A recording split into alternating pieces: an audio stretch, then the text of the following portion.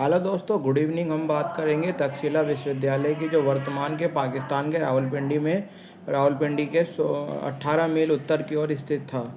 जिस नगर में विश्वविद्यालय था उसके बारे में कहा जाता है कि श्री राम के भाई भरत भी यहाँ पे श्री राम के भाई भरत के पुत्र तक्ष ने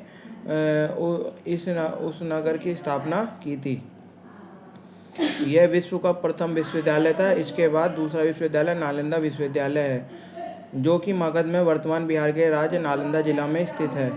तक्षशिला की स्थापना 7वीं ईसा पूर्व में की गई थी। तक्षशिला विश्वविद्यालय में पूरे विश्व के 10,500 से अधिक विद्यार्थी पढ़ने आते थे। यहाँ 60 से भी अधिक विषयों पर पढ़ाई कराई जाती थी।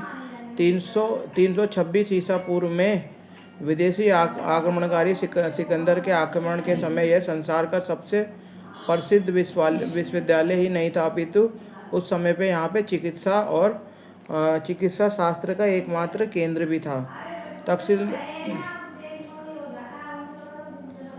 तक्षशिला विश्वविद्यालय का समय यह संसार का सबसे प्रसिद्ध विश्वविद्यालय। तक्षशिला विश्वविद्यालय का विश्व विकास विभिन्न रूपों में हुआ था। इसका कोई एक ऐसा स्थानीय केंद्र नहीं था। ये बहुत बड़े विस्तृत भूभाग में फैला हुआ था। विविध विद्याओं के विद्वान, अलग अलग सब्जेक्ट के जो टीचर्स होते थे, जो आचार्य होते थे, यहाँ पे उनको पढ़ाते थे। जैसे कि यहाँ पे क्या होता था, व्याकरण, दर्शन शास्त्र, अष्टदिश विद्याएँ, वेदांत, अर्थशास्त्र, राजनीति, युद्ध विद्या, शस्त्र संचालन, ज्योतिष, आयुर्वेद, ललित कला, हस्त विद्या, अश्व विद्या, मंत्र विद्या, विविध भाषाएं, शिल्प आदि की शिक्षा विद्यार्थी यहाँ से प्राप्त करते थे।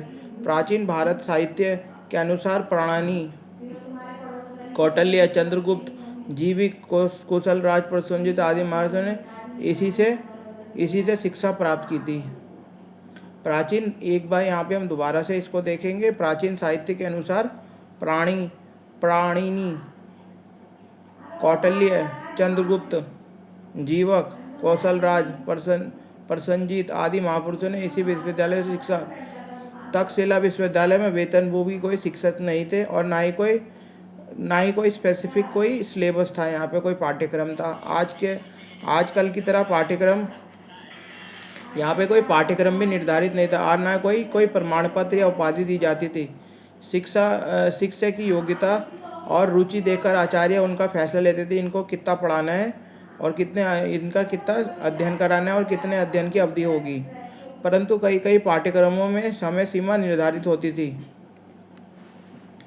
चिकित्सा के कुछ पाठ्यक्रम 7 वर्ष के थे तथा पढ़ाई पूरी हो जाने के बाद प्रत्येक छात्र को 6 माह के शोध कार्य करना पड़ता था। इस शोध कार्य में वह कोई औषधि की जड़ी बूटी पता लगाता, तब जाकर उसे डिग्री मिलती थी। अनेक शोधों से यह अनुमान लगाया गया है कि 12 वर्ष तक अध्ययन के पश्चात दीक्षा मिलती थी। 500 ईसा पूर्व में जब संसार में चिकित्सा शास्त्र की परंपरा भी नहीं थी, तब तक्षशिला आयुर्वेद विज्ञान का सबसे बड़ा केंद्र था। देखो दोस्तों, यहाँ पे कितनी बड़ी बात है। 500 ईसा पूर्व, जब ईसा मसीह का जन्म भी नहीं हुआ था, उससे पहले जब कोई चिकित्सा शास्त्र की कोई परंपरा नहीं थी, तो आयुर्वेद उस समय पे था। जहाँ तक कथा व विदेशी पर्यटकों के लेख से पता चलता है, यहाँ के स्नातक मस्तिष्क के भीतर तथा आंतड़ियों तक का ऑपरेशन बड़ी सुगमता से कर लेते थे।